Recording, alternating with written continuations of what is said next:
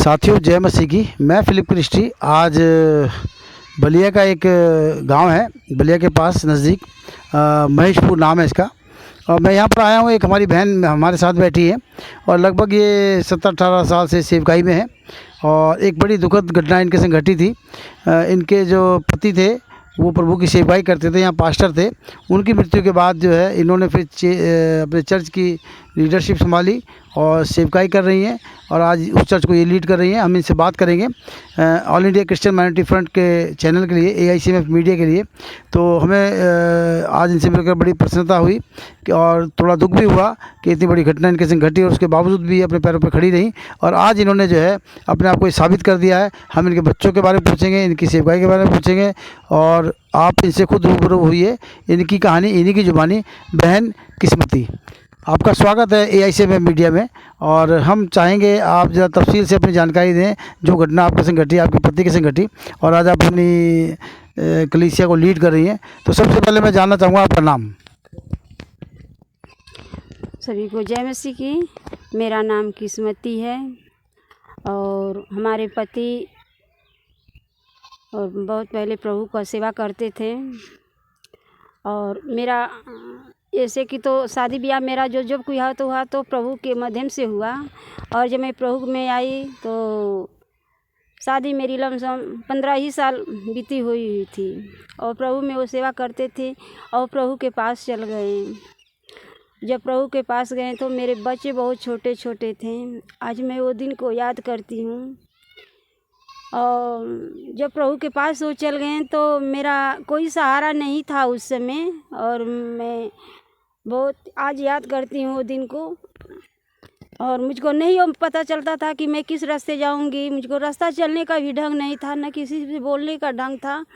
और मैं जब पहले बार अपने सेवा में पति के जाने के बाद मैं अपने चर्च में आई वो बोझ को उठाने के लिए, तो मैं पहली बार यही घटना मेरे साथ घटी कि मैं कासमाबाद में थी और अंधेरा हो गया था। मैं रास्ते में नहीं जान पाई थी कि मुझको कहाँ मिला। मेरा मांदावत घर है और मैं मांदाव से चल कर के आई। और मैं घर में बहू रहती थी, मैं घर में रहती थी, बाहर नहीं लेकर पाती थी। उस समय मेरे बच्चे बहुत छोटे छोटे थे।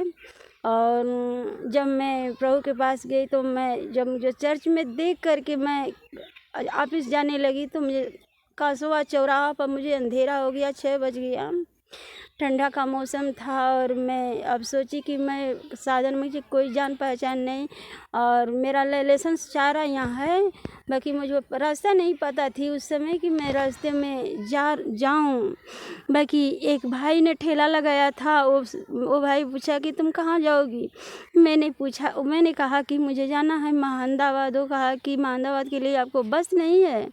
तब मैं वो भाई कहा ठीक है चलिए मेरे घर, मैं मुसलमान हूँ कास्ट का और तुमको खाना होटल से मंगाऊंगा, तुम मेरे रूम में खा करके सो जाना, तुम्हें सवेरे में बस धरा दूँगी। क्योंकि मुझे नहीं विश्वास ना कि मैं इतने जाऊँगा, इसके घर जाऊँगा तो मेरे साथ क्या करेगा नहीं करेगा। मैं प्रभु से प्रार्थना की कि प्रभु जो मेरे रिलेशन का है, मेरे प्रभु का लोग हैं, वो लोग मेरे साथ आएँ और मैं वो लोग के साथ उन्हीं लोग के पास जाऊँ।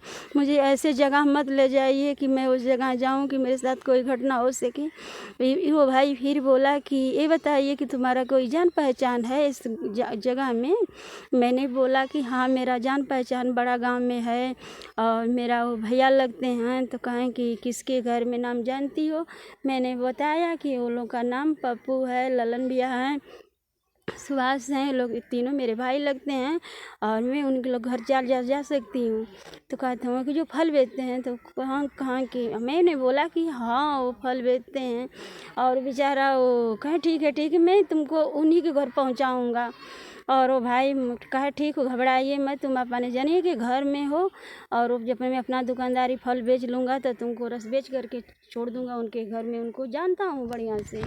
और भाई ने वो मुझे ले कर गया और उनके पास मैं कुछ दूर गई थी, तब ले वो चाची जी मुझसे मिल गई और वो भरकवार मुझे पकड़ लें कि बहनी तुम कहाँ अंधेरा का घूम रही। मेरे रुआई छूटने लगी कि आज ऐसा ही दिन मुझे देखने को मिल गया कि मैं जो रास्ता नहीं चलना था वो रास्ते को मैं लेकर के चल रही थी। मैं वो चाची के घर गई, रात भर रही। रात भर रहने के बाद में मैं अपने घर गई और घर जाने के बाद में और मैं उसी तरह से फिर धीरे धीरे अपने कलीसिया में आने लगी। और आने के बाद में मैं 1-2 महीना आई आने के बाद में। और पहले बार मेरा बच्चा जो 5 साल का था, वो बच्चों को बराज एडमिशन कराना था। मैं सच चलिए बहन जी, आपने बहुत अच्छी बात हमें बताई कि घटना होते होते आपके सामने बची। आप प्रभु के लोग थे और प्रभु की आप एक दासी थी, तो इस वजह से कोई घटना आपके संग नहीं घट सकी और परमेश्वर ने आपको वहाँ भी संभाला।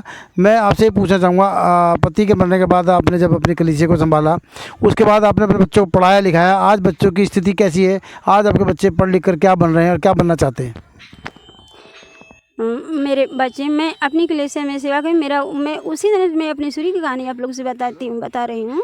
और मैं धीरे धीरे आने लगी। आने के बाद में मेरा एक मुद्दा हो गया कि मैं सिलाई कढ़ाई का काम करती हूँ।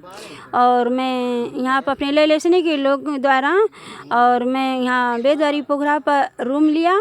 और रूम लेने के बाद में मैंने सोचा कि अपना सिलाई कढ़ाई करूँगी और अपना चर्च भी देखूँगी और लोगों के साथ रहूँगी। कुछ मैं दुख सुख में रहूँगी तो मेरे लोग मेरे साथों को और बांटेंगे और मैं उसमें खुश रहूँगी। और तब मैं उसके बाद में अपनी सेवकाई में मजबूत होने लगी धीरे धीरे। और एक मेरी बहन, मेरे चर्च की वो लड़की थी, मेरे साथ मेरी सपोर्ट देने के लिए। मैं यदि कहीं और जगह में जाती थी तो वो मेरे साथ जाती थी। और मैं अपने चर्च में आज मुझे हो गया 16-17 साल पति को गुजरने। और मैं तब से मैं सेवा कर रही हूँ। और मेरे बच्चे, मैं उस मुद्दे पर पढ़ा लिखा करके आज हमारे बच्चे, एक बच्चा मेरा LLB कर रहा है, छोटा वाला बच्चा इस साल इंटर फाइनल है, छोटी वाली लड़की हाई स्कूल है, वो भी 11 में चल गई है। मेरा आज विश्वास है कि प्रभु जो कुछ किया है मेरे लिए अच्छाई किया है। और मेरा विश्वास है जो कुछ करेंगे प्रभु यीशु मसीह और अच्छाई के लिए करेंगे। और मैं ये सेवा जब तक रहूँगी तब तक सेवा करूँगी और अपने बच्चों के साथ में वही शिक्षा दूँगी, आप लोग प्रभु में बने रहेंगे। जैसा कि आप देख रहे हैं, किस्मती बहन जो हमारे साथ बैठी हैं, इन्होंने बड़ा कड़ा संघर्ष किया होगा अपनी लाइफ के अंदर, क्योंकि बच्चों को आज पढ़ा लिखा कर जिस जगह ये लेकर आई है, एक अकेली महिला के लिए बहुत बड़ी बात होती है। इन्होंने अपना चर्च भी चलाया, उस चर्च को लीड करा, उस चर्च के लिए इन्होंने अपनी सेवकाई दी और आज भी वो कलीसिया इनकी मौजूद है और काफ़ी बड़ी कलीसिया इनकी है। और मगर ये आज भी कोई साधारण जीवन जी रही हैं। और मैं आपको बता देना चाहता हूँ, इस प्रकार की महिलाएँ हमारे समाज की आज ज़रूरत है। वो इसलिए कि लोग इनकी टेस्टमनी से, इनकी गवाही से वो इंस्पायर हों और उनको मोटिवेट हों, क्योंकि जब अकेली महिला एक इतना बड़ा काम कर सकती है। मैं खासकर मसीह बहनों से कहना चाहूँगा, आपके सामने एक किस्मती बहन है जिन्होंने अपना पूरा जीवन संघर्ष में लगा दिया। आज इनके बच्चे अच्छी जगह हैं, अच्छी पढ़ाई लिखाई कर रहे हैं और आज भी ये अपना पालन पोषण, अपने बच्चों का पालन पोषण अपने कढ़ाई और जो इनका बुनाई का काम है उसी के पैसों से अपना पेट पालती हैं, अपने बच्चों का पेट पालती हैं। और रही बात चर्च की, तो चर्च की जो लीडरशिप आज इनके पास है या लीड कर रही हैं, उस चर्च में कोई बहुत इनके पास अंश नहीं आता, ना कोई ऐसा इनको जो है दान मिलता जिससे इनकी जीवन निर्वाह या इनकी गृहस्थी सही तरीके चल सके। मगर हम इस बहन के लिए प्रार्थना करेंगे, इनको सैल्यूट भी करेंगे कि इतनी मुसीबतों में होने के बावजूद आज उस संघर्ष में से निकल कर आई और इन्होंने अपने बच्चों को कामयाब करा। मैं आपसे सिर्फ इतना कहना चाहूँगा बहन, जो हमारी और मसीह भाई बहन हैं या जो मसीह बहनें हैं, उनको आप क्या मैसेज देना चाहेंगे, जो आप अपने जीवन से उनको कुछ एक मैसेज दे सकें, उनको एक संदेश दे सकें कि जीवन में घटनाएं तो बहुत सारी घटती हैं, मगर उनसे निकलता आदमी कैसे है, कैसे संघर्ष करता है, क्या आपने झेला और आज किस तरीके से आप समाज को अपने एक संदेश देना चाहती हैं, खासकर मसीह बहनों को, कृपया बताएं। मैं ये कहना चाहती हूँ मसीह बहनों लोगों से कि मसीह जीवन एक कठिन का होती है और दुख तो आता है सामने, बाकी वो दुख झेलने के लिए थोड़ा सा हमको कठिनाई झेलना पड़ता है। यदि हम कठिनाई को झेल करके और उसको आगे अपने कदमों को उठाएंगे तो परमेश्वर लास्ट में हमको उसका उसका फल मिल सकेगा। तो हम चाहेंगे कि जैसे मैं कठिनाई को झेलते वैसे मैं दूसरे बहन को कहना चाह रही हूँ कि यदि आप लोग के सामने यदि कोई परीक्षा भी आती है, अगर कोई दुख भी आता है तो उससे आप घबराइए मत और उसके लिए आप दुआ करिए और परमेश्वर से प्रार्थना करिए, परमेश्वर से मांगिए और परमेश्वर उसके लिए और लास्ट में वो अच्छा ही न्याय सोचेंगे और अच्छा ही आपके जीवन में एक रास्ता को खोलेंगे। चलते चलते बहन आपसे एक बात और कहना चाहूँगा कि प्रभु यीशु मसीह जो जीवन बदलने वाला है उसने आपका भी जीवन बदला। आज भी आपका विश्वास इतने संघर्ष के बाद परमेश्वर पर बना हुआ है, क्या ऐसे ही आगे भी बना रहेगा? हाँ, मेरा विश्वास तो प्रभु में बना है और बना रहेगा। कुछ भी दुख आएगा सुख आएगा, मैं प्रभु के साथ ही रहूँगी। तो ये बहन थी किस्मती जो यहाँ आज हम बैठे हैं इनके गांव में, और ये यूपी का एक गांव है और हमने इनकी टेस्टमनी इसलिए ली ताकि हमारी जो मसीह बहनें हैं इस चीज़ को समझें कि अगर जीवन में कभी कोई इस तरीके का घटना घटती है तो ज़िंदगी में अपने संघर्ष को आगे लेकर चलें, परमेश्वर का नाम लेते हुए आगे बढ़ें।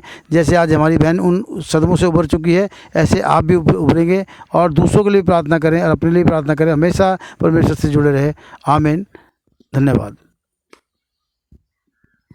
थैंक